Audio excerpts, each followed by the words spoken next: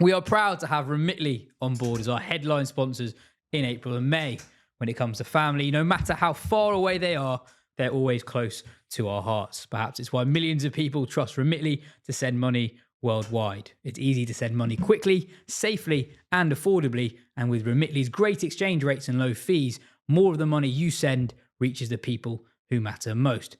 Because at the end of the day, family is everything. Download the Remitly app today and enjoy a special offer on your first transfer. Hello and welcome to the Wisden Cricket Weekly podcast. Virat Kohli has retired from Test cricket, arguably the iconic player of the 21st century, has hung up his boots on the eve of India's tour of England. What's his legacy? How should his Test career be remembered? England have also announced their first white ball squads of the summer. We've got some World Test Championship final squads and some PSL and IPL news as well. I'm Rana, and with me today are Phil Walker, and for the first time, we're delighted to have Isha Guha on the show with us today. Isha, a warm welcome to the show. Is it the first? Maybe, I'm not sure, but thank you if it is. Sure it is. And Sure it is. yeah, great to be here, and great to be here at Lord's as well. Always lovely in the sunshine. Mark Butcher will be with us later on in the show. A reminder that we've been busy on the old Patreon. Have we ever? If you subscribe, you get 28 episodes from us in total in the month of May from just £5 a month plus VAT, where you're getting 2 extra weekly shows a week, one just on the county championship, and you get dailies after every day of men's and women's England international cricket and the World Test Championship final. So if you look at the international calendar from the end of May to the start of August, there is so much. So amazing value for money.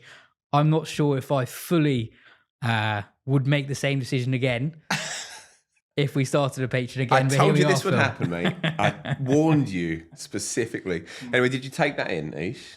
I did. 28 podcasts. 20 episodes in the month of May. Yeah. So £5 out of your pocket, that's all we're asking for. And then you can sign up, be part of the members. If you can listen at times 2, it makes it a lot quicker. Doesn't make it quicker to record though, unfortunately. Yeah. Anyway, Virat Kohli announced his retirement from the Test game on Monday. 123 Test matches, 9,230 runs, 30 Test hundreds, 40 wins from 68 games as captain. Isha, what is his legacy as a Test cricketer? How should we remember Virat Kohli, the Test cricketer? I think when it comes to Virat Kohli, it's always the way he makes you feel, I think. And the way he made you feel when he was playing Test cricket, I think you just wanted to be part of it. I think Test cricket was waning in India at the time when he became captain, and he was very much the force behind a new India in terms of their pursuit of excellence. He was very much the catalyst in driving the change when it came to their fitness regime and took them to number 1 Test team in the world. I was obviously there down under when they won their first tour in Australia. He said at the time it was his greatest achievement. He's someone who's achieved quite a lot in his career, but I think for me, that's the thing that I'll miss the most is the way he made us all feel when he was playing Test cricket. Do you think what happened in Australia last winter was his final decision made for himself? Do you think it hurt him so much? Definitely not, because I actually I was fortunate enough to interview him at the RCB Leaders event a couple of months ago, and he spoke about it then of the intense disappointment. I was there at the time. It was painful to watch at times. The media were getting stuck into him as well, and Virat Kohli, who's someone who can handle that really well, and he has done throughout his career. You could see that even that was affecting him on the field, and you could sense that he was maybe overcompensating at times to try and bring that aggression and try and get the team galvanized. But he was very reflective of that. And, this was a week after they just won the Champions Trophy, so full of elation. But at the same time, he spoke about how disappointed he was by that tour and how he needed a few days just to kind of, see how he felt afterwards. But within 4 or 5 days, he was back training in the gym and back feeling motivated again. So I think there was an appetite to try and right the wrongs of that. He wasn't committing to another Australian tour, but he was, the feeling I got was that he was very much focused on continuing his Test career. So, What do you think's happened then? I mean, a lot can happen in a space of 2 months. You know, he's someone who has done so much in his life, in his career, and he's done it at such a high intensity that if at any point he's doubting that intensity and the ability to be motivated enough to do all the hard yards, then I think, you know, he would have been honest with himself. And again, speaking quite candidly, he spoke about retirement and that he was just hoping that he would find the clarity that he needed as and when it was time. And I think that's what's happened here. You know, quite often when you're thinking about retirement for someone of his stature, that competitive element comes back in and you're thinking, oh no, I can probably carry on a bit more. I can definitely do the work and prove people wrong. And, you know, it's another opportunity to come here and play well in England and put that Australia tour to bed. I think there would have been ambition there, but, you know, he's in a very different place in his life as well now. You know, he's got a young family who he absolutely adores. And, you know, with the world as it is at the minute, you know, that comes into your thinking probably as well, you know, what's important to you and perspective. So, yeah, probably it was a moment for him that he thought, you know what, I'm done. It's time. And there's that classic old saying, you'd rather people say, why are you than why aren't you? So, yeah, he's going to be missed from the Test arena. He did a lot for Test cricket. And look, I just feel very privileged and honoured that we got to live in a time where we got to see him play Test cricket. Well, it's interesting that you started off your answer by talking about the feeling he made you have. That I'd said to Phil before we started recording that my first reaction to him retiring was I was actually quite sad, and I was surprised how sad I was because he, in so many ways, was the energy behind Test cricket for the last decade, especially since he became captain. And I wonder, I think a lot of cricket fans, wherever they are in the world, have quite cropped views of cricketers because you only really see them up close when they play in your country, if they're an overseas player. And I think that in England, a lot of English fans have probably missed the significance of Kohli and the story around Kohli because he's had those 3 very memorable tours of England for very different reasons. But I think we miss actually just how transformative he's been in India.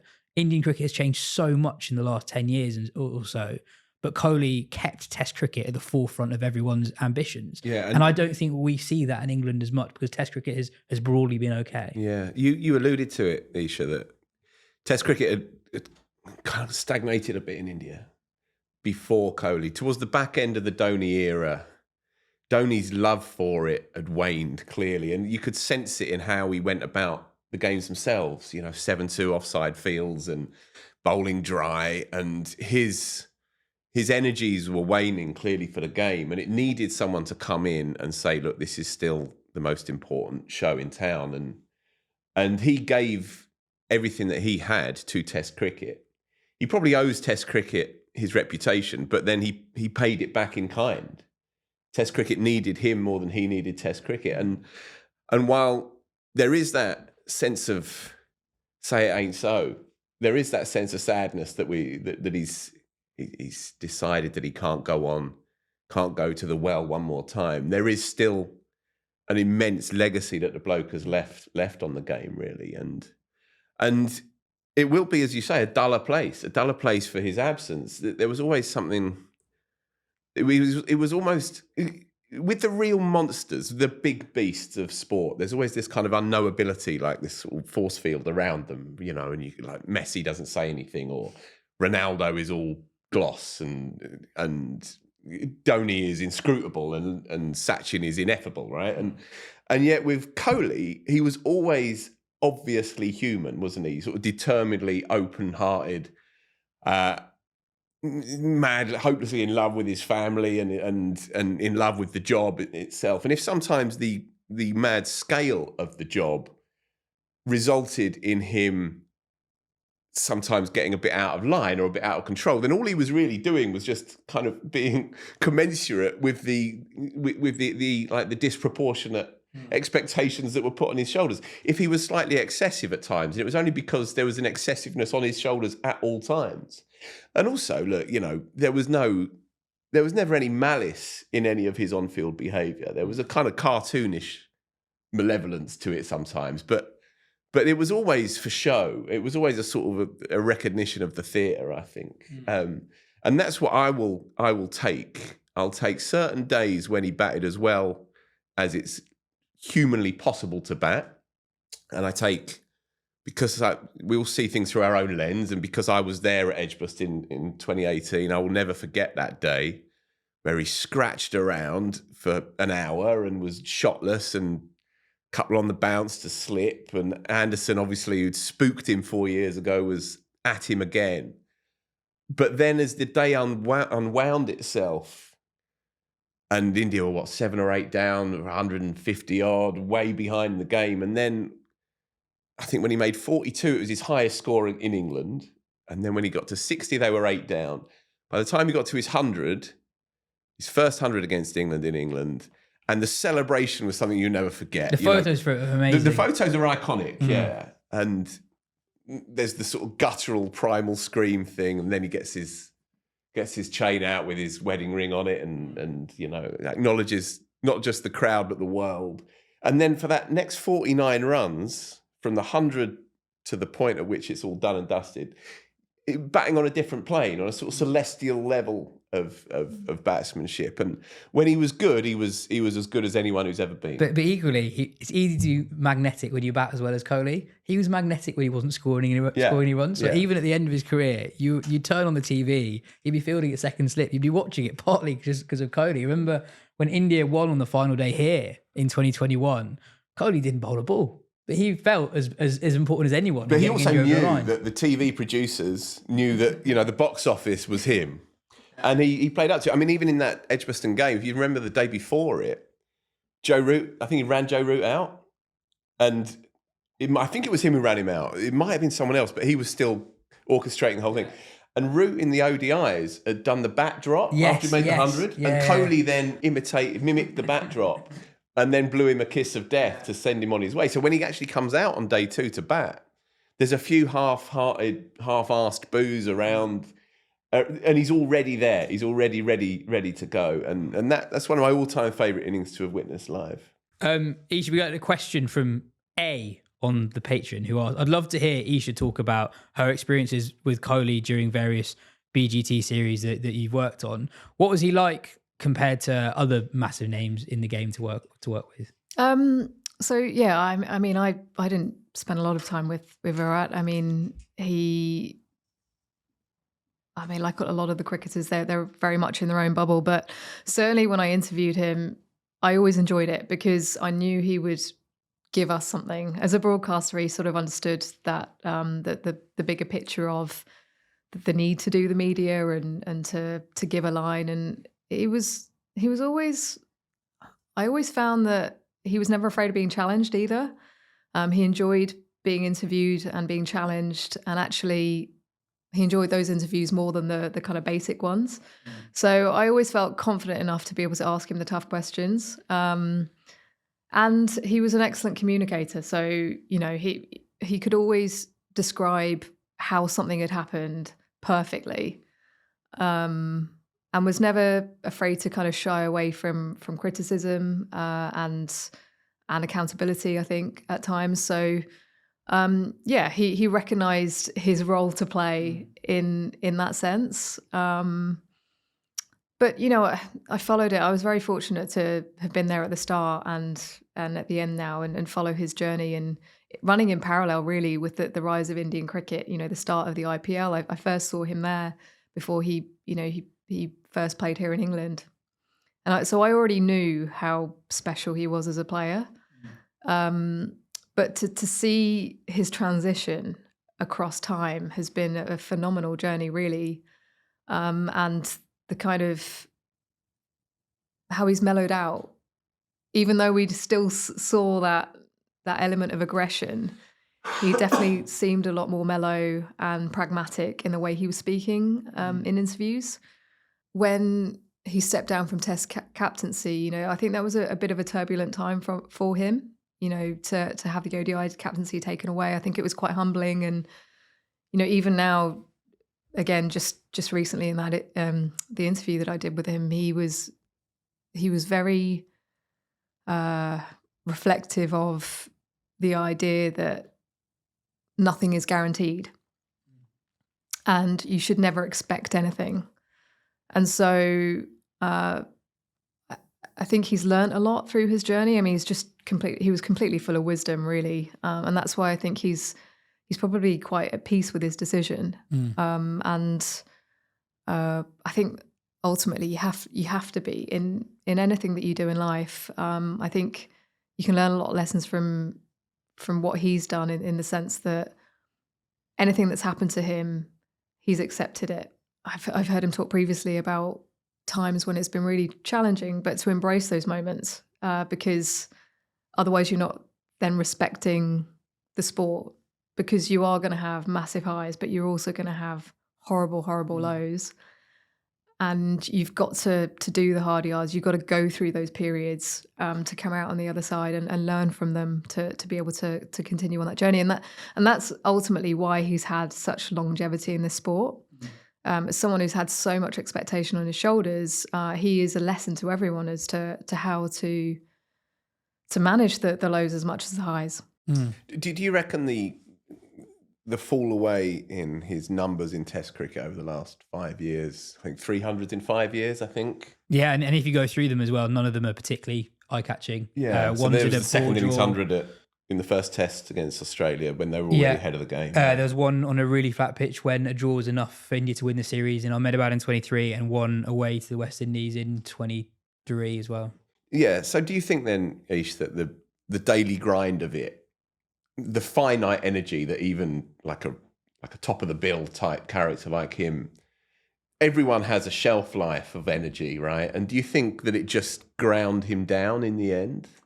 It must be so difficult to be able to perform at the top level in all three formats, which is what players have to do these days. To be able to be a multi-format player in this era is one of the most challenging things any player can go through. Which is why I have massive respect for those that are able to do it. And, you know, that's why you can't really compare eras, because those that played Test cricket 20 years ago didn't have T20 cricket and the carousel of that globally to be able to contend with in terms of being able to manage your energy. And so I think that's why he dedicated himself to his fitness and to be able to sustain those kind of long periods of time and to manage the transition. But yeah, of course, naturally it's going to have an impact on you being able to be at your best for all these different things, not just physically, but mentally. I mean, social media, the digital age where everyone is entitled to an opinion and everyone had an opinion about Virat Kohli. So, you know, being able to manage that for a player these days is the biggest challenge that they'll have to face.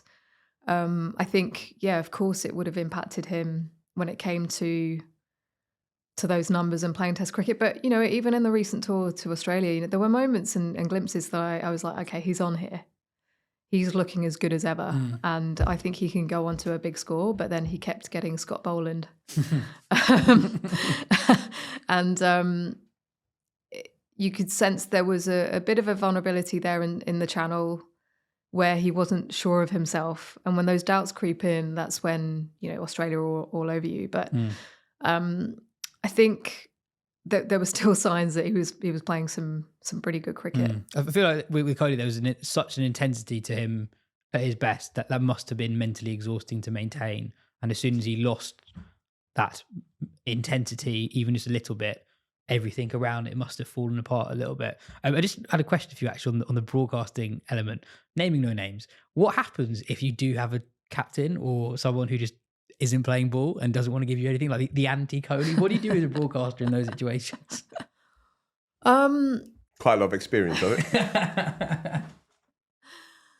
I think, you know, you're just trying to do the best job you can, really. And so The other thing about Kohli was he used to give long answers, so you had time to think about what your next question was, or you could pick up on something that he was saying. Yeah. There are some that literally just, most captains give you something. Yeah.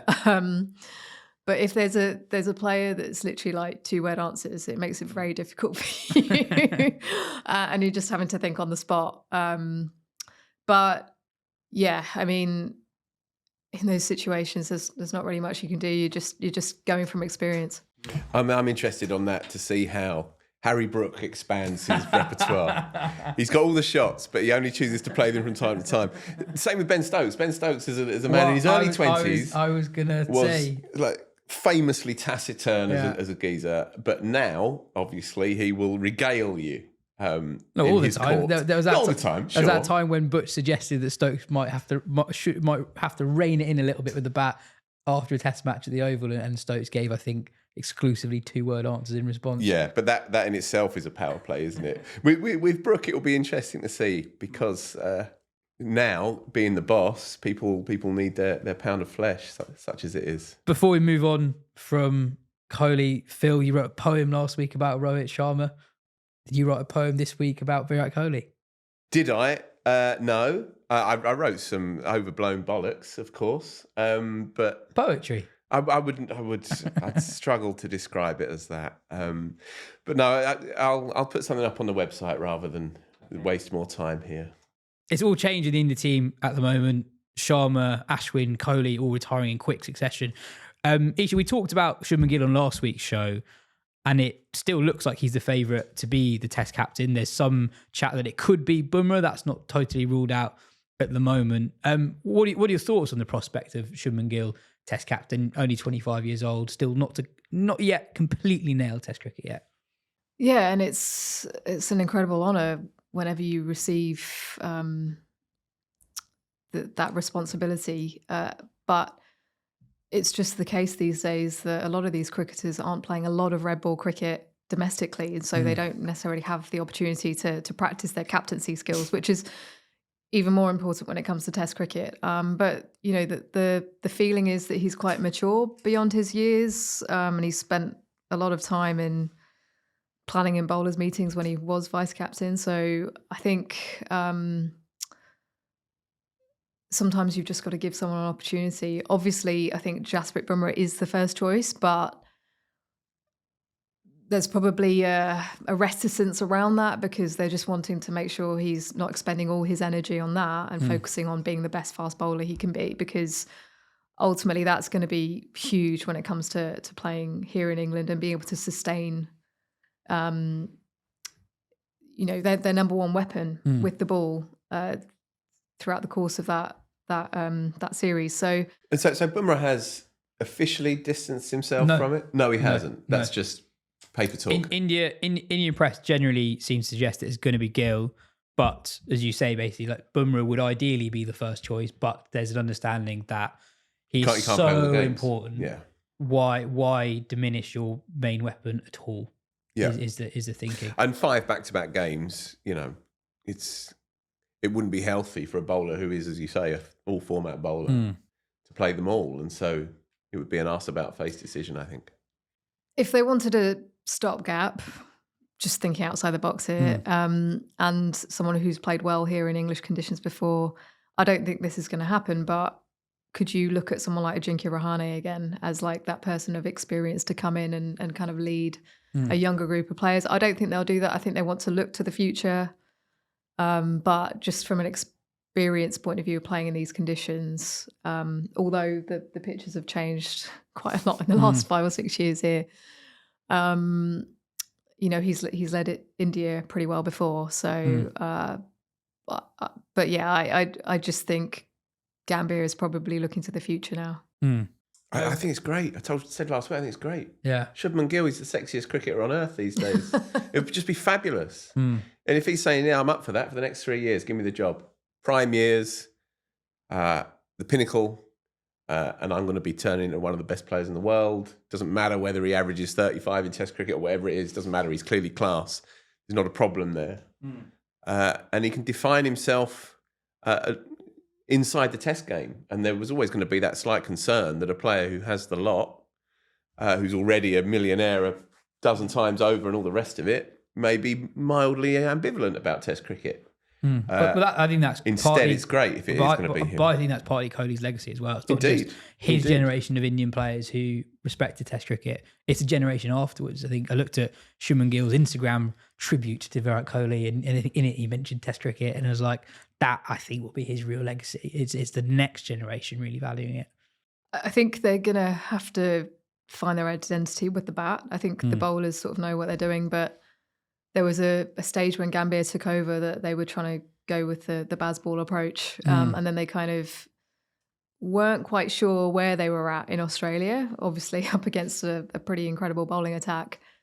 And at times they wanted to be attacking, but then they had to rein it in because they'd lost wickets. So I think Rishabh Pant is going to be key for this next era because he's the person who can really make things happen. And I don't think he should be tempered in any way.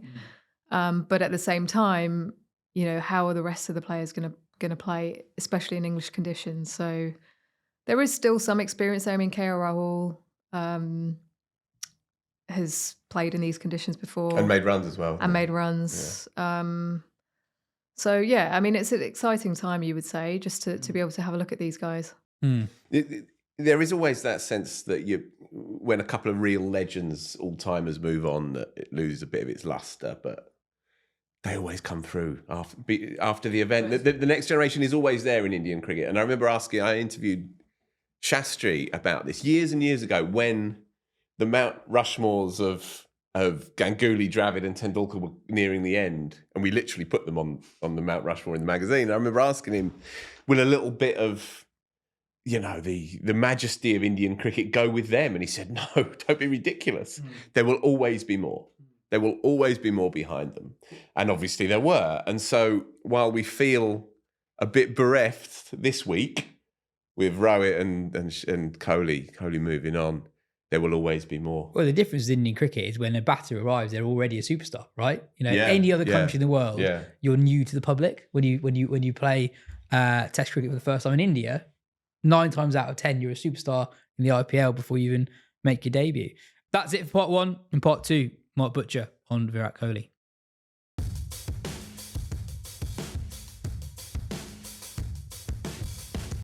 Butch, in the 24 hours or so since Kohli announced his retirement from Test cricket, several pundits have described his Test career as being the most important modern day Test career. Why was he such an important figure for the game before we get into what he was actually like as a player?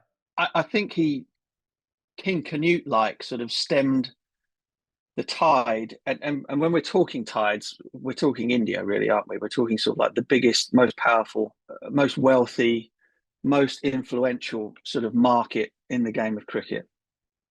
And at the time, I think, when he took over from Dhoni in particular, the feeling was that kind of that Dhoni as Indian captain's heart wasn't quite as in it in Test match cricket as it was in 50 over and 20 over cricket. And as a result of that, India's focus and the sort of the gargantuan focus of Indian cricket was kind of turning slightly away from Test match cricket. Kohli comes along as captain, and suddenly not a bit of it. It is his passion. You can see it on his face. You can see it every single time he took the field. You can see it every time he led India. You could see it every time he got in the face of Mitchell Starc or Mitchell Johnson. The Test match cricket suddenly became the thing to watch again. And I don't think it's hyperbole to state that if Test match cricket is thriving and is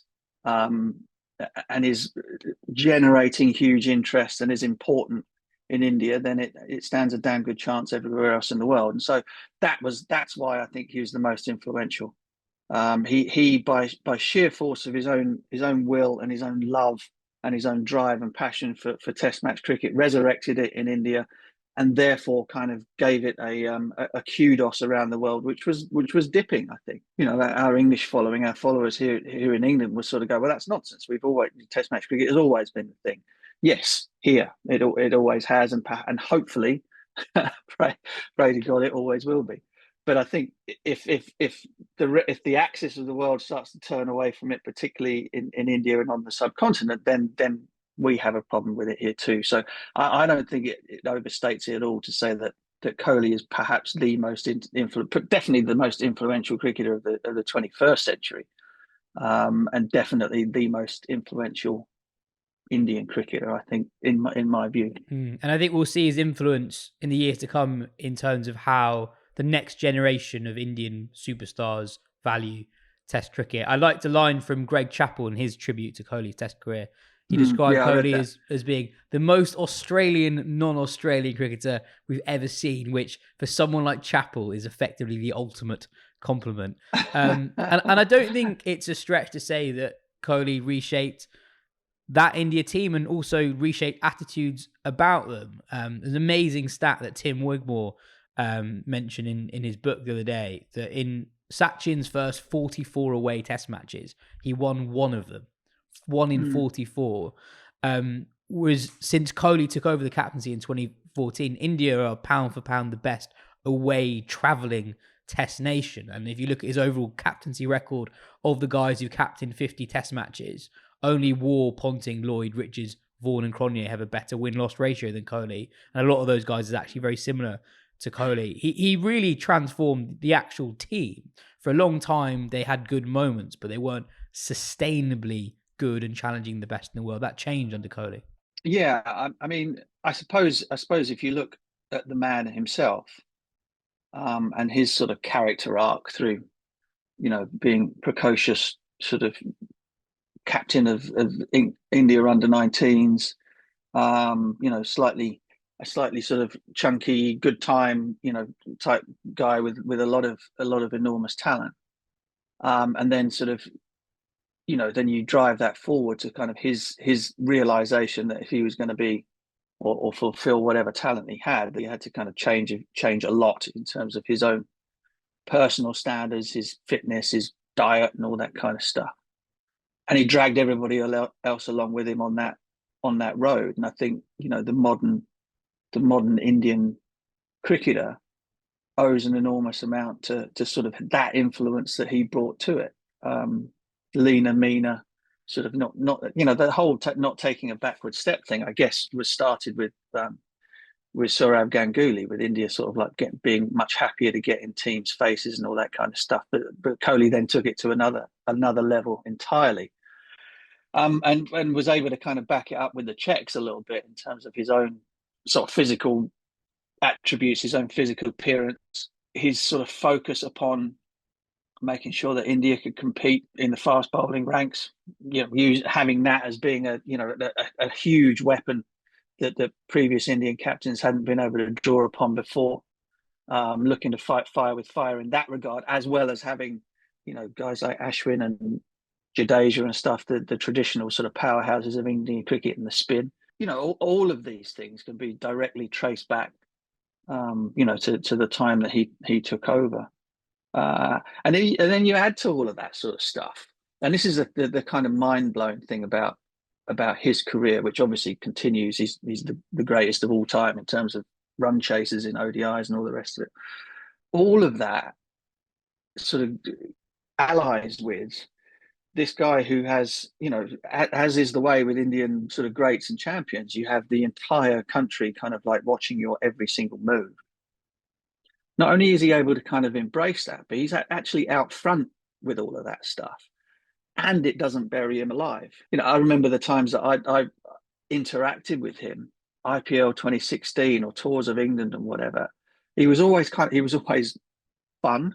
He kind of like didn't seem to take himself too seriously. Well mannered and kind of like approachable and all of those types of things. All of the stuff that you would imagine would kind of be taken away from somebody who has that sort of stature in the game was actually still there. He was very, very human, which is not to say that he wouldn't be a pantomime villain every time he played in England because he showed himself and kind of came out and said, "Come on, then come and have a go if you think you're hard enough." But actually, off the field, he wasn't like he was anything but that. He was the anti-Dhoni in many ways, who would kind of like would famously not speak to anybody, and wouldn't engage in the sort of promotional side of either himself or of the sport in the way that Kohli would. So, I mean, he's just an extraordinary character, really, in every single way. And on Kohli, the test batter, his overall test numbers at the end of the day won't quite do his ability justice. In the end of 2019, for example, he averaged basically 55 in test cricket. And for a while, he was at a level very few could ever hit. If you take players' best 50 innings stretches and compare them since the beginning of time, Kohli actually scored more runs in his best 50 innings than Steve Smith did. That's 50 consecutive innings, by the way. And Steve Smith is widely regarded as being one of the best since Bradman. What made Kohli the batter so good when he was in that golden run in the late 2010s? Well, I'm thinking of kind of individual innings as opposed to sort of Edgbaston 2018 stands out for me. Edgbaston 2018. I think I'd go for an innings he played in Perth in same year. I think 2018-19 in India's first win in Australia, the 2-1 on a pitch that was spiteful and quick. He made an incredible 123. I think I was working for Sony at the time in India. Michael Clarke and Sanu Gavaskar were on the panel, and I was hosting, and we were all kind of like in awe of watching this knock. I mean, it was so good, brave, technically correct, technically perfect, almost on a quick bouncy track. And it was just out of this world. And when he was playing at his very best, there was a ruthless efficiency to it. The movement always seemed to be absolutely perfect. The control of the bat face, the head position, all of these things. But then you ally that with a sort of like the modern player's sort of power and weight of shot, but without swiping. It's all kind of like perfect, crisp drives, crisp clips off the legs, pull shots, etc., etc. And therefore, it made him unbelievably watchable as well. So you had all of those elements put together. You know, his numbers at the end of it all certainly don't tell the full story, simply because, you know, post the Joe Root double hundred and India's loss in Chennai, you know, at home, he and a lot of the other sort of Indian you know, greats in the top and middle order really struggled to score any runs at home. Now, you know, whether I think that had a massive amount to do with that dip in form, because he didn't dip off in terms of ODIs or anything else. It wasn't as though he lost it and the eyes had gone. But I do think that finding it very, very difficult to score runs in your home patch then makes it doubly difficult to go and score them when you go away from home from a confidence perspective. So you know, that side of it is probably why you see him not averaging in the 50s anymore. But yeah, in those stretches of time, particularly playing in Australia, the series in England in 2018, where, you know, he came back after being mauled by Jimmy in 2014 and averaged 50 in that series. You know, he was a guy that kind of would bestride entire periods of time, an entire series by his dominance, and looked as though he enjoyed every single second of it as well. As kind of like somebody who was having an enormous amount of fun, frustrating, and delighting in equal measure. Just on his 2018, it felt that at his peak, he had absolutely everything. And in 2018, potentially more than any other period in his career, it was the mental resilience that really shone through. And not just in that tour of England, but there was a tour of South Africa on really spicy pitches that preceded the England trip. And at this time, for context, India at that point basically had these final frontiers they needed to get over. They hadn't ever won in South Africa. Their record in England was poor. I think they'd never won in Australia before 2018-19 as well. Yeah, true. And Kohli individually is absolutely brilliant on those three huge trips. So he scores an amazing 150 at Centurion, and then that 149 and then 51 in the second innings at Edgbaston. At that point, we knew he had all the skill. We knew he had that physicality that we saw in white ball cricket, but that discipline to sort of change his game in very, very testing conditions, especially for a player brought up in the subcontinent, basically as alien conditions as you can possibly get, and to be not just good, but be the best player across both sides in those conditions. Both teams, is amazing. Yeah. Well, I mean, look, he had and this is a matter of fact and a matter of legend, was that he would set himself those targets, set himself those challenges, visualize and work out and talk to people about what would be required playing in certain parts of the world and how you were going to play, and model his game accordingly to that. And of course, if you're the captain and you're trying to break down these frontiers and go and win in places you've never won before, then you have to walk the walk yourself. You have to be the guy that is carrying the vanguard and saying, this is how it's done and this is how we are going to do it. And then he was able to do that without any shadow of a doubt. So it's a force of will, cult of personality, you call it whatever you like, but he had all of those things and the skill and the charisma to kind of back it all up. I mean, if you think about this, the series in Australia, 14-15.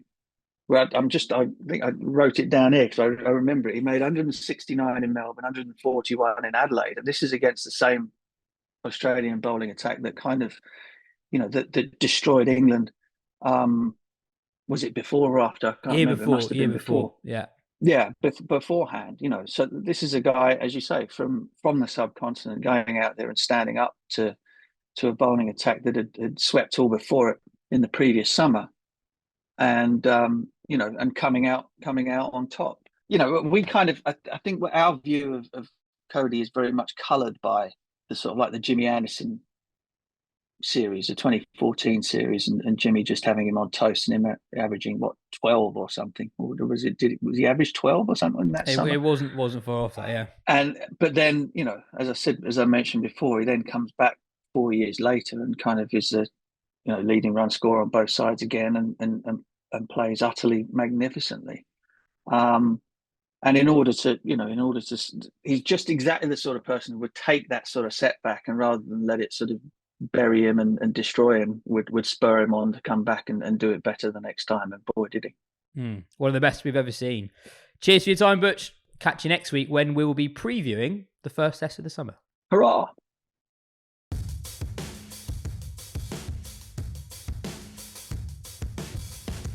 England named a set of white ball squads for their upcoming series against West Indies. There are loads of talking points from it. We'll get into it properly on next week's show, when it should, fingers crossed, be a quieter week. Some very quick headlines. Liam Livingstone has been dropped from both squads. Liam Dawson and Tom Hartley are back. And most intriguingly, Jofra Archer is not in the T20 squad, which opens the door for him to play for the England Lions in a first-class game against India, which would be his first-class game in over 4 years. The ODIs overlap with the playoffs in the IPL, which affects Will Jacks, Jacob Bethel and Josh Buttler, but reports are suggesting that England are going to ensure that those guys play the ODIs. Interestingly... Is that right? Yeah. So they're going to... It might change by the time this comes out, but the other interesting thing is this series impacts England's qualification for the World Cup. So the top 9 teams in the ODI rankings qualify automatically for the World Cup. England are currently 8th. West Indies just behind them, Bangladesh just behind them. So England could have to go through a qualifier. So they're not glorified exhibition games then? These are actually quite important. Well, fair enough then. I wonder if there's a dialogue with the players themselves. If you take Bethel, who's just broken into that first team, now opening the batting with the man we might have mentioned earlier. I wonder if there's any back and forth with the players themselves or if it's simply between, board administrators and they're simply the pawns in the game. I don't know. Very quickly, Phil, before we move on, an amazing month for the podcast. Oh, mate, always. We won the award. Did you know that? I did know that. Well done. Just like you knew about the book, yeah. Joe got married. Joe did get married. He's changed his WhatsApp picture. Did you see? No, I haven't. Yeah, he's changed his WhatsApp picture. Yeah, the two of them. But the big one, Liam Dawson's back in the England squad. Yes, he is, sir. First time in 3 years. What a month for the podcast. Who campaigns for that the most here? I think it's a collective thing. Genuinely, when the squad came out, Butch sent me a message. Dawes is in! ! Anyway, the power.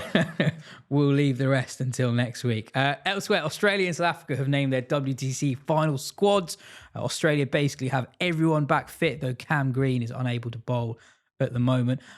Ish, I was trying to work out what their team will be, and I have no idea because assume the 4 big bowlers they'll play, and assume that Smith, Khawaja, Carey, and Head are locks. So there'll be 3 of Labuschagne, Constas, Green, Webster, and Inglis. All of them are pretty good. So Australia are in quite a good position ahead of the final. Yeah, it It just depends because they're playing out of season, aren't they? So I think they'll want to go with their more consistent operators, players that may have had experience of playing at Lords before. Although Sam Constance, he did light up the MCG in his very first game and just played fearless cricket. But I do think they might want to lean towards someone with experience for here. And the experience of playing, big occasions and like a meaningful match. Cam Green, it just depends if he's bowling because he makes such a big difference if he's bowling. Do we know if he's bowling? At the moment, it looks like he's not going to bowl. Not going to bowl. Okay. So then, I mean, I don't think they are locks. Like it's going to be a case of seeing how they're going and in the nets in the build up. I think they will choose Labuschagne purely because of his experience of playing here at Lords and what he's done here before. But And so to open then? They've not ruled it out. When specifically asked about Labuschagne opening the batting, they have not ruled out that possibility. So it looks like it's either going to be Constance or Labuschagne up top. But yeah, we still got basically a month to that game, so we can go into what the Australia side might look like in the coming weeks. South Africa have also named a 15-man squad. Kagiso Rabada and Marco Jansen will be joined by one of Ngidi, Corbin, Bosch, or Middlesex's Dane Patterson in the 11. The really quick guys who we all enjoy watching. Mapaka, Norkir and Coetzee all miss out.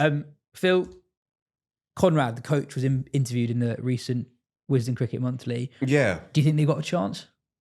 I really, really hope they do. I mean, it would be a magnificent story. All due respect to Australia, they don't need to win in something else. So if South Africa were to pull it off, it would be a huge moment for the game, really. They've been maligned for getting there.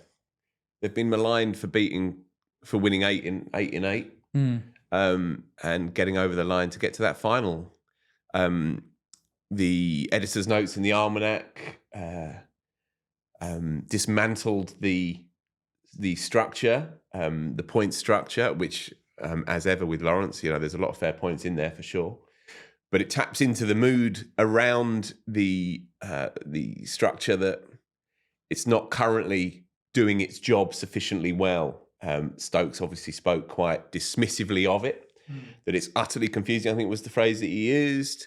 And sure, it's very cricket for even losers like you and me to still be, you probably understand it inside out, but you know what I mean, to be trying to figure out. You shouldn't need a calculator to work out what happens if a team wins a game. For sure.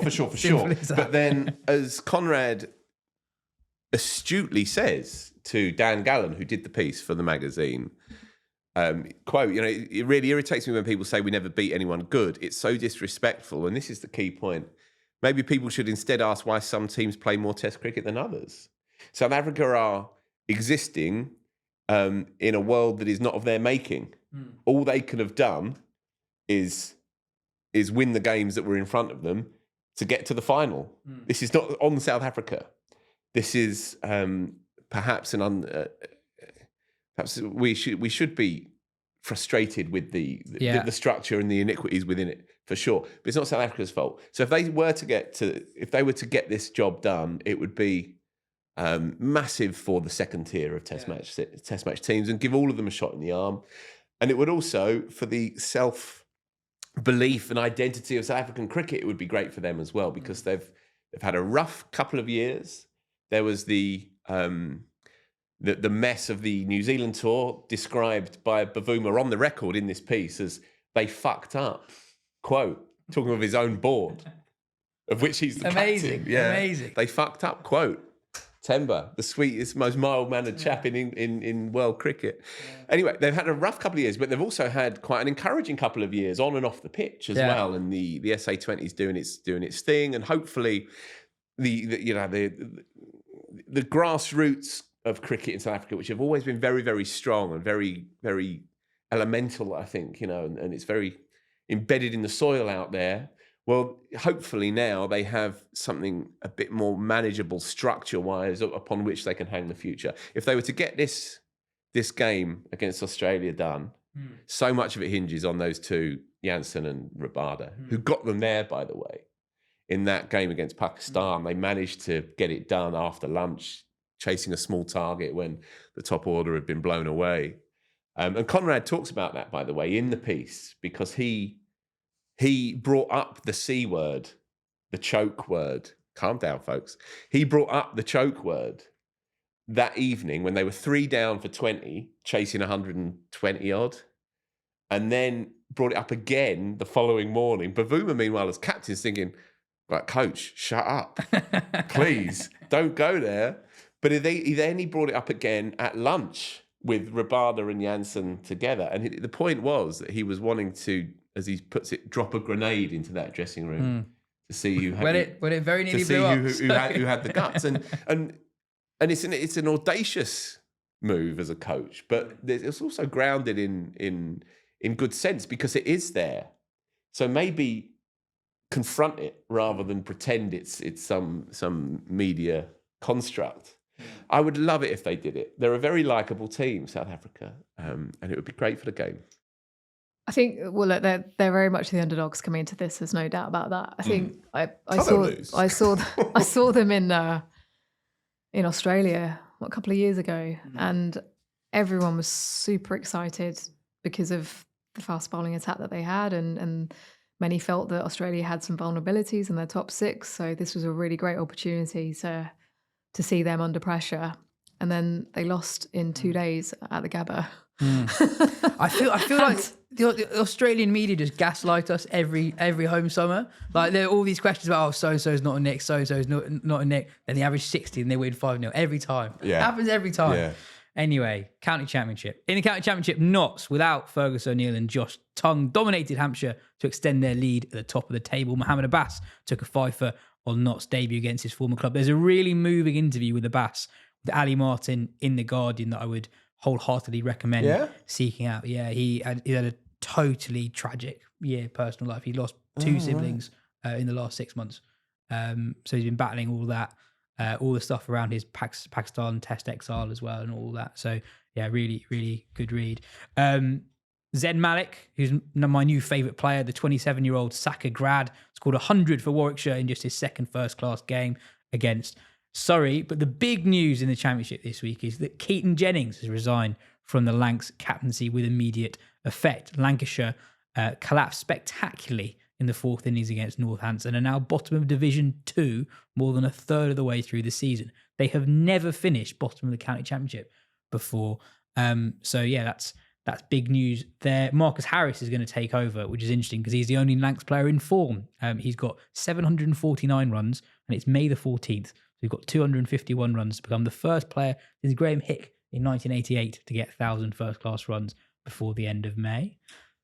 Yeah, it's really sad about Keaton Jennings, actually, because he's one of the good guys of English cricket, massively committed to the cause, kind of very dutiful kind of character, straight backed, fully invested, and was immensely, because I know him a bit, and he was immensely thrilled to have the job. It's a good job to have, you would think, on paper, an underperforming institution like Lancashire, but it's been notable how his form has collapsed, and I think that's what happens. You can probably as a skipper suck it up to a point, but when the thing that you are employed to do fundamentally starts to fray as well, that's when you have to take the big decision. I think there'll be a lot of sympathy for him. There's a lot of stuff off the pitch at Lancashire, and there's a lot of stuff around the coaching team. I don't think Dale Benkenstein is the most popular figure, certainly among the rank and file of the Lancashire action group and so on. Yeah. So I think Jennings was on a bit of a hiding to nothing. I feel for him though. If you've got a sadistic streak to you, I'd recommend going on the Lancashire Twitter account whenever they're mid-collapse. The replies are actually, they are quite funny, but they've had a miserable season so far. The PSL and IPL are both set to restart this Saturday.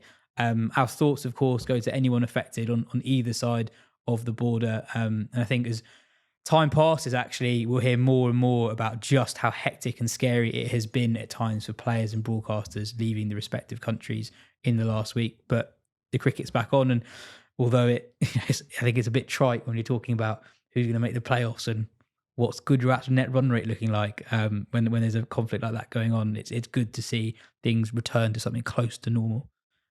Isha, you came to Lords today not just to see us. You're here for another reason as well. Yeah, I am here with the MCC. So for my charity Take a Lead, we partnered with them to launch the Young Broadcaster of the Year award last year.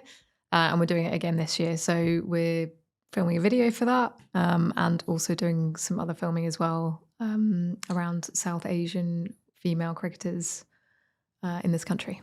Tell the punters what Take Her Lead is.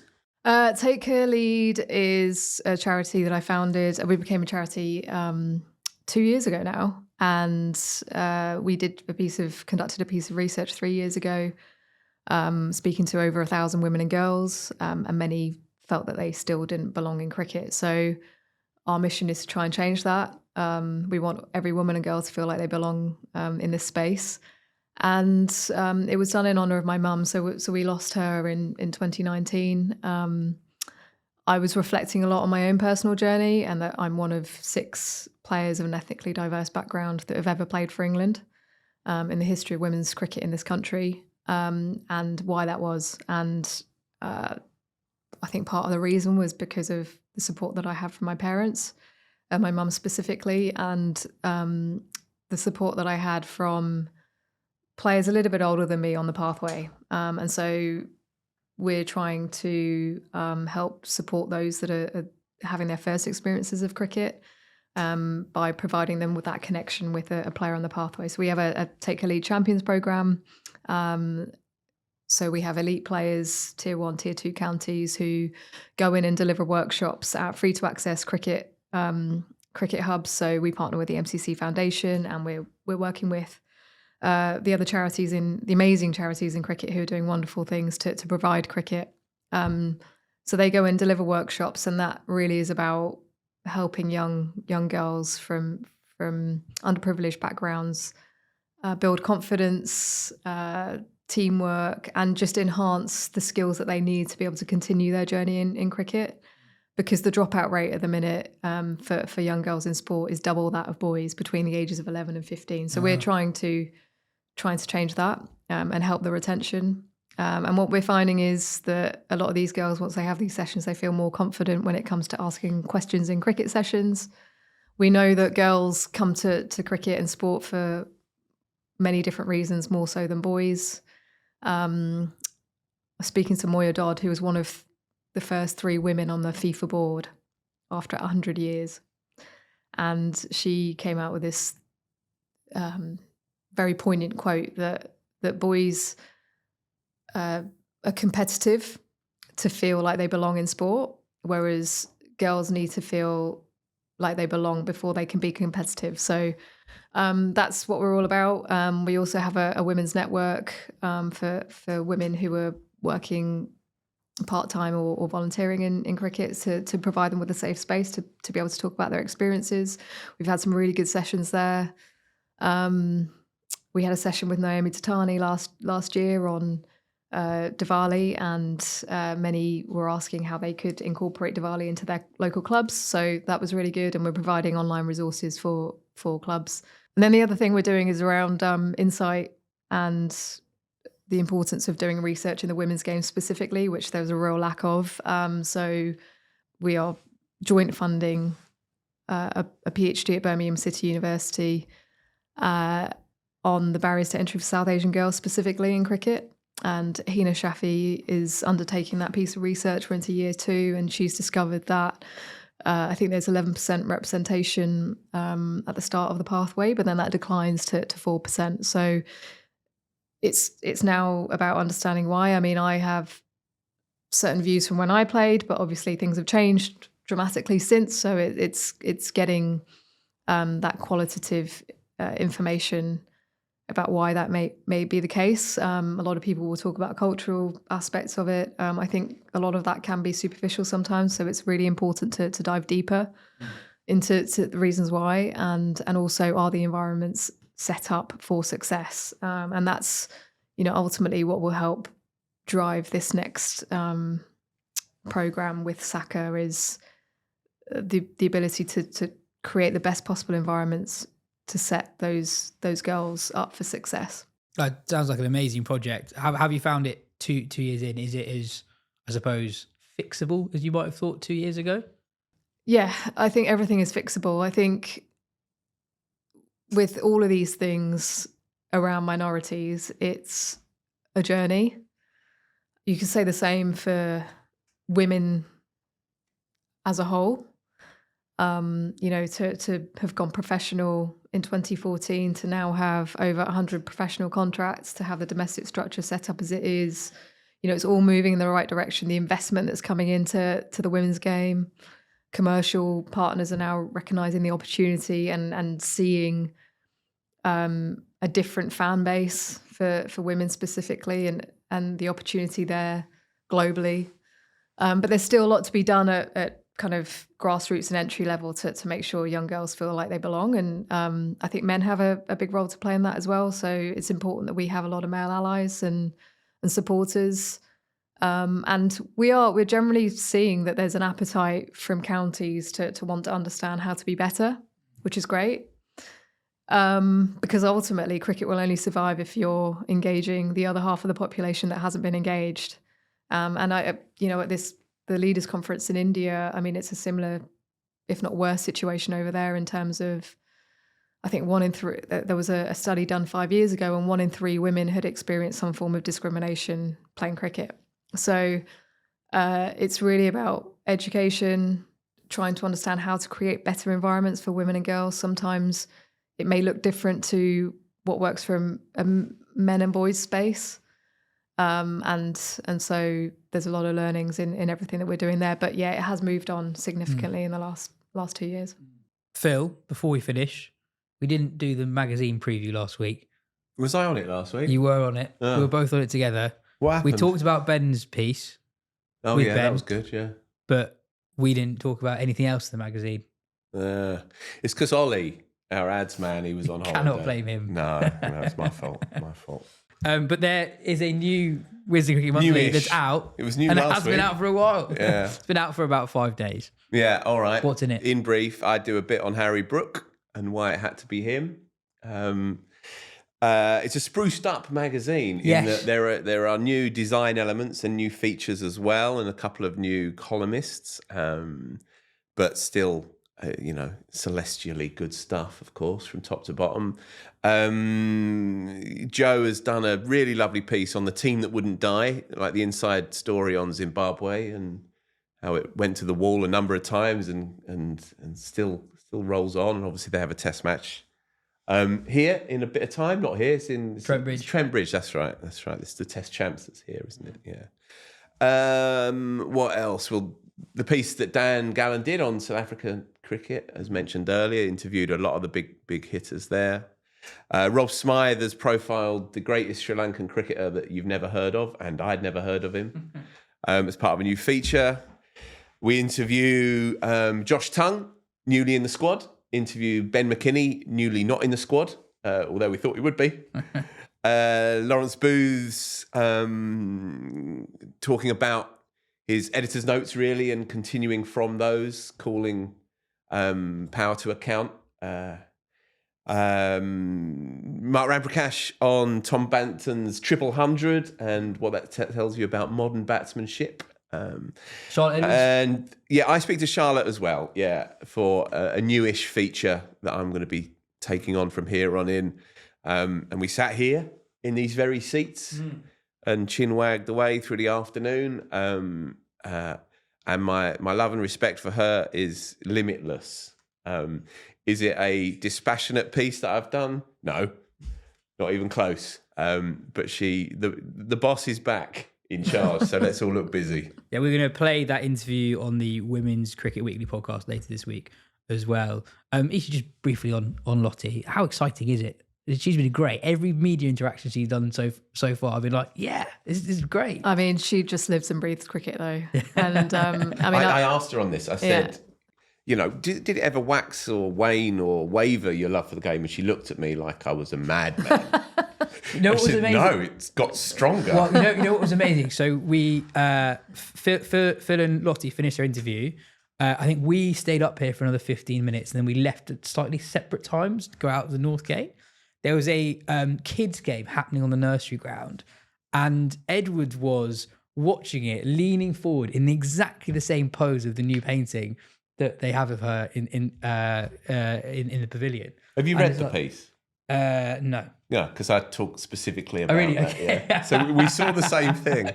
That's how I end the whole thing. But okay. cheers for teeing it up. Appreciate that.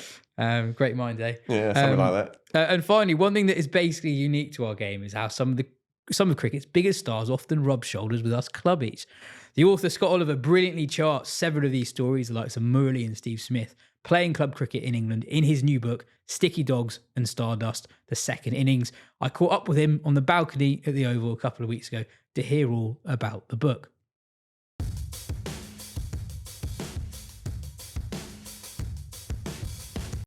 Now, time for something a bit different. We're grateful to be joined by Scott Oliver, the cricket writer and author, who has a new book out, Sticky Dogs and Stardust, The Second Innings. Scott, great to have you with us.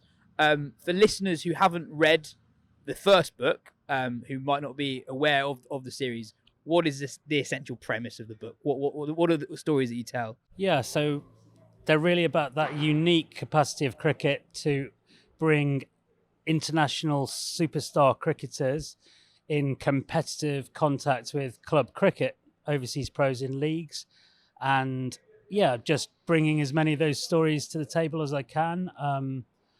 Viv Richards was the first one I did. Brilliant photos. Maybe could have used him for the cover of book one, but that ship has sailed now. So I did that for Crick Info, and then I just started to dig around on the Lancashire League website and found Shane Warne and a few others.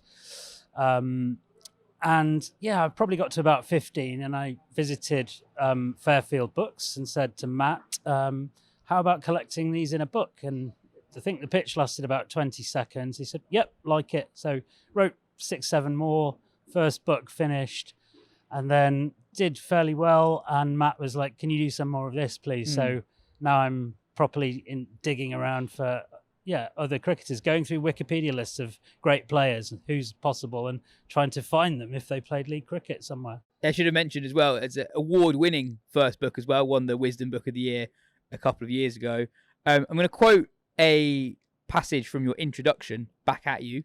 No other sport offers up stories quite like the ones collected in these pages. Only cricket, and especially the club cricket of England and the British Isles, allows recreational players to rub shoulders with international stars and even superstars in a fully competitive context, providing them with some of the most cherished memories of their lives. It is unique, isn't it? No other sport has anything like this. And I think even for a lot of fans of cricket who aren't involved in the recreational game, they might not actually be aware of the extent to which this happens in the game. Like, I'm not a very good club cricketer, right? Yeah. But I have played in a league. I've played in a league game that involved an active test cricketer with the 5th tier of the Surrey system. Right. You didn't play against Richie Richardson, did you? No, not quite. Oh, active test cricketer. Active test cricketer. Yeah. It's a big thing in British club cricket, and it is basically unique to British club cricket. Yeah, absolutely. I mean, I could do a potted socio-historical, kind of narrative here that before county cricket opened up to overseas players, and with all the other countries in the old schedule having 6 months off, our summer, they needed something to do. So they came to the English leagues, and the Lancashire League was the pioneer in the 20s, even before that, actually. And the first main one was that Australia's active test new ball bowler got taken to Nelson in the 20s, and then Leary Constantine followed. He won 7 league titles in 9 years, and everybody else in the Lancashire thought, we need a bit of that, not just because they were winning, but because they were getting 6, 7, 8,000 people watching on a Saturday, occasionally more for big cup ties. So a few of the leagues up there started to follow suit, and the Durham League, the Staffordshire League, Bradford League. So it kind of expanded, and then county cricket kind of maybe lopped a little bit of the cream off it, but people who didn't want to do 5 months of hard slog. I mean, Abdul Qadir opted out when he was one of the most sought after bowlers in the world. Michael Holding at first didn't fancy county cricket, so he played for Rishton in the Lancashire League. So yeah, I would say it kind of, there's very big names still playing through to the early to mid 2000s. My club had Rangana Herath in 2009, Wasim Jaffer a bit later than that. So, superstars probably not, but you could go around the current test scene, particularly the New Zealand team, which I've been kind of looking into. So their World Cup squad from 2023, 6, 7, 8 of those guys played a season of English club cricket, a proper club season. Yeah, so you don't get them at the mature or late part of their careers, particularly now. Yeah. But you might get these people who in 3-4 years' time are top dogs of international cricket. It still happens. Yeah, I think with Leary Constantine, I think people sort of regard him as being the best paid British sports person at one point, or in Britain, when he was playing club cricket for who was it? Nelson Cricket Club, yes. Yeah. Yeah, I think that's not been 100% confirmed, but the only people who could have beaten it were boxers based on purses. Certainly not footballers, because there's a maximum wage then. Yeah, extraordinary life. And that is a story for book 3 of that period of Lancashire League, the first real golden age, and which kind of, people say the 50s was the last golden age in terms of big crowds, but that's through wider socio-historical forces, socio-economic forces and historical forces. Everton Weekes era, you got Ray Lindwall, also played for Nelson, the 50s, Clyde Walcott, yada yada. So yeah, those 2 periods in particular is when you were getting ludicrously big crowds. I mean, SF Barnes, another story for book 3, legend of club cricket, obviously a unique story, only person to play for England, was basically jobbing it in the league, taking 8 for 9 on a Saturday and whatever. He played in the Bradford League during the war, First World War, and had a 15,000 crowd for a club match. Now, I don't know what your crowds are like in the 5th tier of the Surrey Championship. Not quite that. Not quite that. Yeah, I think you haven't played in front of 15,000, right? So quite a thrill for the players, and that's the position I tried to bring to the stories. Like, okay, so he's a superstar, and they're going to have a good day or a bad day against them, but just the whole sense of occasion of what it was like to rub shoulders with these guys. And I think Bumble really hits on that in his foreword for the second book.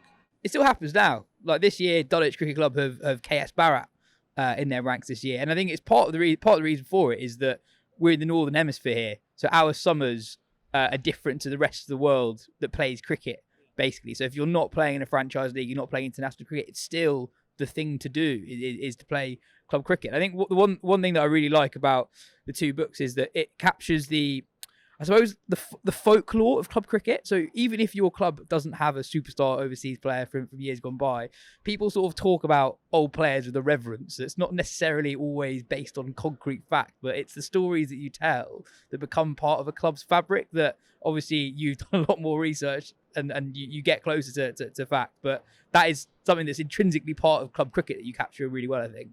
Yeah, and it's probably as enjoyable to find out a little bit about the club's history, the league's history, who are the other famous pros, because I'm restricted in 4 books. That's the plan, is to do 4. I'm restricted in the number of headline acts I can include, but there are also lots of great stories just sitting alongside these of other pretty well-known pros, but you wouldn't probably have them as the main act in a chapter. I'll give you one example. Clayton Lambert, who you remember, right? He played 5 tests for the West Indies. I think he played for the USA in a World Cup later.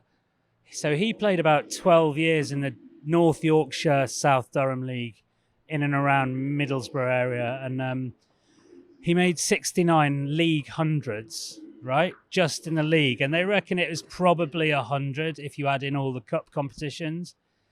So 100 hundreds in one league. And a great character. Like, he was the first guy apparently to tap the bail in to get his mark. He's Guyanese. Yeah.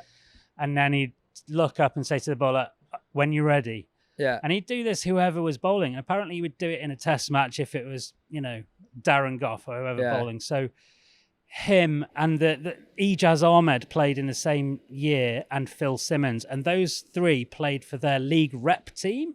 So that was their 1, 2, 3 when they were playing whoever in the President's Trophy. And beyond the other well-known players, there's some, as you say, local legends, local amateurs. And it cracks me up when I find, especially people in the crowd who everybody knew. So they'd go to this ground and they would get barracked by these people. And some of the, the wit and wisdom is great. I love that kind of colour. So one real advantage of this format is there is an open structure, and you can, as long as it's a good story, I can find a way to get it in there and bring that richness of club cricket to life.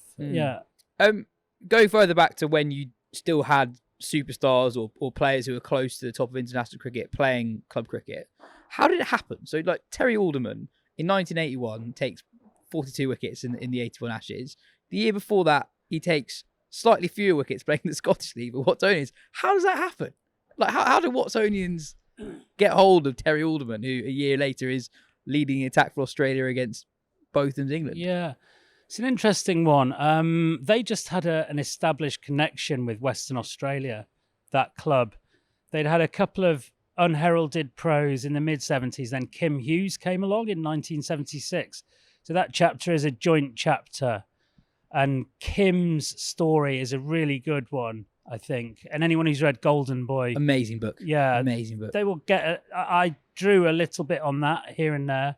I did get a bit more material out of the club because I pestered them. And a slightly sad note to that story. There's a chap called Duncan Scott who was the housemaster at the Gordon Watson School in Edinburgh, who basically looked after Kim. He's a Scottish rugby international, and he had a bit to do with the cricket. And in the research phase of the book, I spoke to him. He was 95 at the time, and he recited a poem to me. I was in Cyprus at the time, and I was really moved with the telling, the oration. But the book couldn't get out in time before he passed away, which is quite sad. But the way he talked about Kim was almost like a paternal love, and I would say it's the strongest connection of all the stories I've done probably with the club. So I think from that moment on, they were set on going back to Western Australia, and it was a kind of happenstance. And then Terry came along 4 years later, same club, and enjoyed himself as much in all senses of that word. I mean, he was 23, 24 though, so he wasn't a spring chicken. He played quite a bit of first-class cricket. Yeah, it's unusual, but Scotland is a little bit of a surprise. In when I started all this, I was not really aware of the level of the club game up there, and there's a few stories. Abdul Qadir Dravid as well. So I think he just played for Scotland in the B&H. Yeah. No, I find it amazing the proximity between Alderman's year in Scotland and obviously what he did for Australia.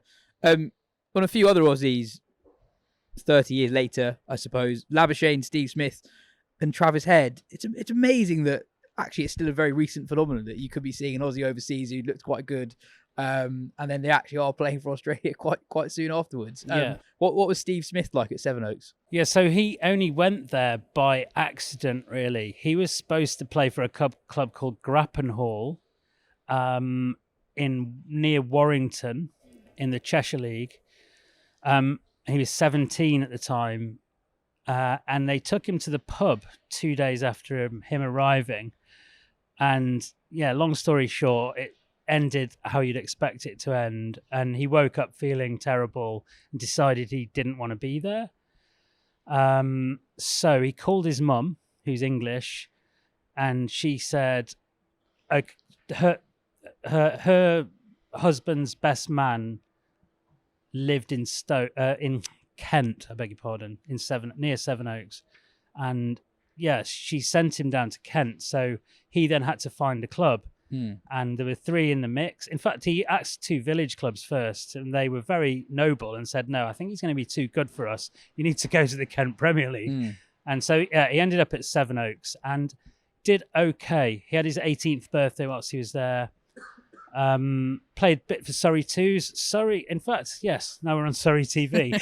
Surrey don't necessarily come out of that part of the story smelling of roses. They pushed extremely hard because he has dual nationality to sign him, and they turned up at his door at 8 o'clock the day he had to head off on an Australian Institute of Sport trip somewhere. And they tried to get his landlord, his kind of guardian, out of the room and said, "Look, sign now, and we'll discuss it later." And Tony Ward, his liege, said, "Well, it's not really a contract if you sign it and then can renegotiate it later." So it was quite, ships that pass in the night. What Steve Smith could have 10,000 runs for England. That'd be amazing. Well, he wouldn't. He'd have 6,000 because they'd have given him his debut. But he does quite well. Scores quickly. Doesn't get that many big scores. Yeah. Are there examples of players who actually didn't do very well, like really good players who play club cricket, but just I imagine there must be a world in which where like a class player from a different part of the world who's not played in England before just can't score any runs on sticky wickets in April and May. You know what? It's hard to think off the top of my head, but I was looking a couple of days ago at Kusal Mendes. Yes. Who played for Southgate. He played in the Middlesex League, second tier. So I'm looking into a Middlesex League story, and I started rooting around who else has played. And he gets a lot of single figure scores. He's young though. He's 18, and it does happen. I mean, there are other stories in the book where the way that the members treated the superstar or star pro was kind of contingent on what they did on the field. So Lance Gibbs, West Indies' greatest ever spin bowler, had a bit of a tough time in the Lancashire League one season at Burnley, and he would say, if he didn't get any wickets, they wouldn't give him they'd cold shoulder him effectively. So he then went up to Durham and had a much more congenial sort of time up there. There are people who underperform, but kind of step it up in the big games. Carl Hooper's an interesting one. Another book 3 story where he has a couple of fallow seasons, but absolute gangbusters the others. And that's you could put a really good West Indies bowling attack together. There was one year Garner, Ambrose, Ezra Mosley, in the opposition ranks. So that's good fun if you're an opening batsman in the Central Lancashire League that season. Yeah. Murali, when his story was he playing club cricket? 95. He played in Leicester for Leicester Ivanhoe. He had 13 tests caps, I think 12, 13. And this is just before he wins the World Cup. Yeah, just before he has all the hoo-ha in Australia about his action prior to the World Cup. His bowling average, test bowling average was about 30. So it was, again, I'll leave people to read the chapter, but it was a kind of unusual set of circumstances that brought him there. He essentially tagged along with Aravinda de Silva to Kent, who couldn't find him a club, had a friend in Leicestershire, said, "Can you find him somewhere?" And he ended up at Leicester Ivanhoe. Played half a season. He definitely didn't underperform, I'll tell you that. People struggled with Murali. And the wicket keepers, they changed the wicket keeper twice because the bye count was apparently obscene. I can imagine. The last one I wanted to pick out was Mohammed Yusuf, just because he went to more than one club. So obviously loved his time in England. So he played 2 years as a pup for in the Bradford League, Bowling Old Lane and Pudsey Kongs. He played with Matthew Hoggard there. So he followed VVS Laxman at Pudsey Kongs. The captain was Phil Carrick, Yorkshire legend, who had a habit of headhunting the best upcoming overseas pros for different teams. So they played against Bowling Old Lane the previous year, and he looked good, made runs. So they took him. Also playing in that team, the Kongs team, was Richard Kettleborough and James Middlebrook. So a good side. So 5 first-class cricketers there. So didn't top 60 with a batting average, but was the top of the Bradford League averages, I think, second season. And then he plays a season at the very end of his career at Smethwick in the Birmingham League, which was Wasim Akram's club, which is a story in the first book. So, and they are struggling. He doesn't do very well. He's just finished Test cricket. I mean, I think one of the things when you tell this story is to remind people of the dimensions of the cricketer, find a way. And Yusuf has put together the greatest batting year in Test history, right? It's still the record. And if Joe Root can't beat it in 5 extra Test matches, you're going to struggle. But then he goes along to Smethwick. Okay, his eyes might have gone a little bit, 37. 2010, he'd been here on the ignominious tour. And yeah, he struggles and he doesn't really dig in. And the captain has a bit of a problem motivating him to sell his wicket a bit more dearly. They are in deep trouble and he doesn't really try to get them out of it too hard. Mohammed Akram, another ex-Pakistan, an ex-Surrey player, I think. Yeah, he was also there. He was the link on that one. I do manage to smuggle in quite a lot of Adrian Shankar in that story, by the way, on the spurious pretext that Yusuf is playing for Warwickshire early season 2011 at Edgbaston against Worcestershire the day the Shankar signing is announced. So in terms of cricket as a game where ships pass in the night, in league crickets where you come up against your whoever's, Vivian Richards, so, Shankar may have passed the great Mohammed Yusuf in the corridors of Edgbaston. Well, all the other way around. Mohammed Yusuf went past the great Adrian Shankar. I mean, to some of our listeners, we've never had you on the pod to actually talk about this. Very briefly, who is Adrian Shankar? Adrian Shankar was a Cambridge University law graduate who was an okay cricketer, but not as good as he thought he was. He played a dozen first-class matches for Cambridge, averaged 19. That includes 140 in a varsity match. So he was averaging about 12 against first-class counties, which you would think would be enough to tell him that he couldn't quite cut it at that level. But he wasn't prepared to give up. And so 4 years after graduating, struggling in minor counties and club cricket, in the Surrey Championship, he played for Spencer. He turns up at Lancashire in 2009 somehow. I don't know quite how he got the contract, but he had a 2-year contract with them. Never made the first team. I think he got a couple of hundreds in the second team, but the attacks aren't necessarily all that much better than a good club attack in a good league. And then they release him, and between the end of the 2010 season and the start of the 2011, he has an extraordinary winter, which I was very lucky to have been passed a load of material.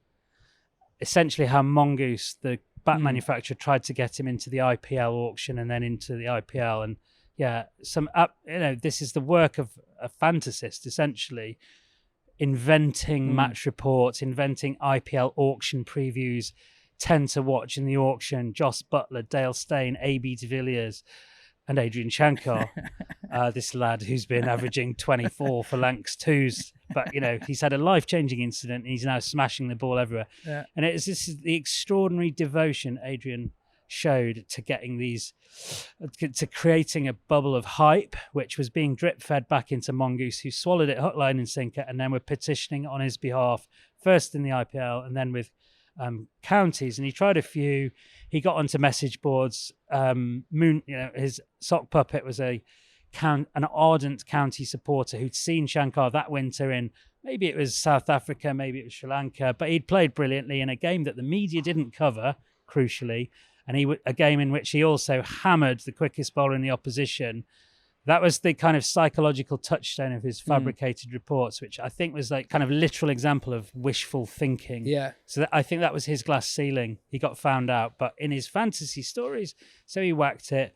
Worcestershire ended up signing him. They gave him a 2-year deal, and it took 1 week for the story to unravel and 1 week for them to investigate it and fire him, during which time he did play his one and only county championship match and a televised game at Lords, which he got a third ball duck. Tim Murtagh, no shame in that. Exactly, yeah.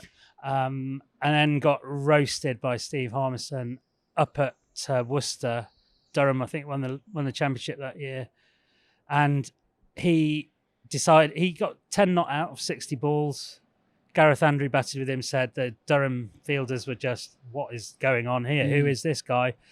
And he feigned an injury and didn't resume his innings the following day. The thought of a bit more harmy and Stokesy, no thanks, and he was never seen again. That's one of cricket's great stories. And I think the last thing I was going to say is to listeners who haven't read your work before, you are a very thorough researcher. I think it's fair to say that when you get into a subject, you get into a subject. Yeah, I'd like to think so.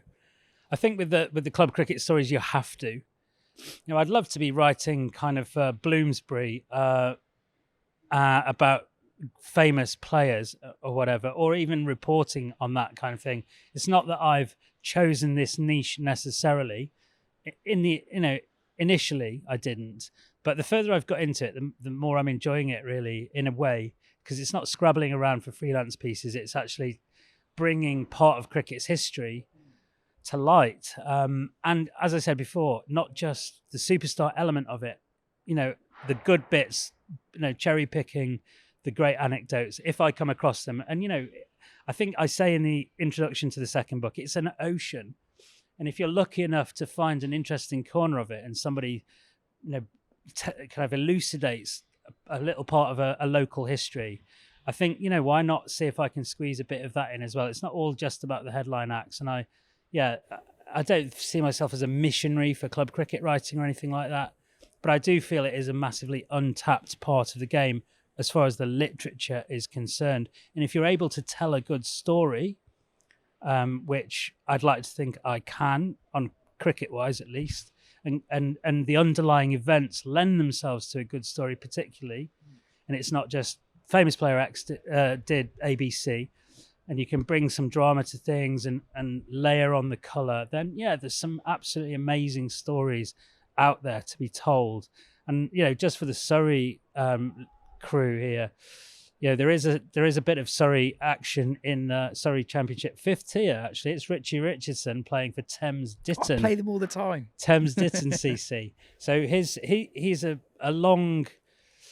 very rich career as an overseas pro. Actually, main clubs are Blackpool, Gateshead Fell, and Burnmore are both Durham League. Really good league that is. And Blackpool Northern League, very good club. But he turns up as a 47-year-old guy playing what he thinks is kind of social cricket. And I loved the research part of that story. Getting onto Google Maps and looking at their ground and seeing that their pavilion was across the road. So I found a game in which he gets a golden duck.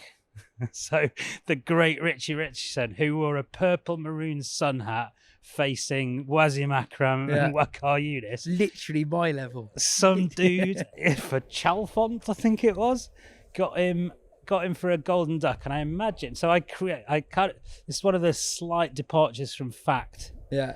I kind of take bit of artistic license and imagine somebody from nearby heading off to Chessington World of Adventures.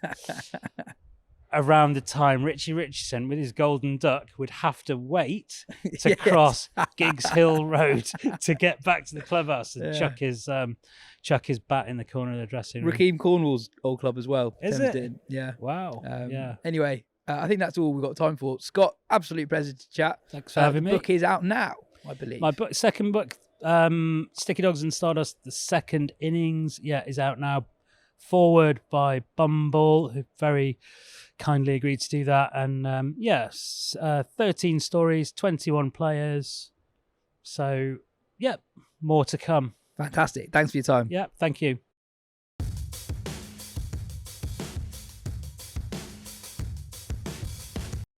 Nothing. I was just going to say, talking of clubbies, yes? We played together. We played together for the first time in an actual league game of cricket on Saturday. Yeah. I thought I batted quite nicely for 35, but you poured the coldest of water over that when Isha turned up. No, you Yeah. batted very nicely. Most of them were full tosses, is that right? One of them was. One of them was a full One of toss, them was. yeah. They were a good side. We played much better than. Much better I'm than going to us. say us. Much, I'm going to say no, us. much better than us. Yeah, yeah. It's absolute schooling. Phil was umpiring for quite a long time whilst we were batting, and I actually felt guilty whilst batting. I was like, "You did not sign up to give your watch you Saturday to be block the umpiring, shit out of block it." the shit out of it for 50 balls." Anyway, I actually almost enjoyed it.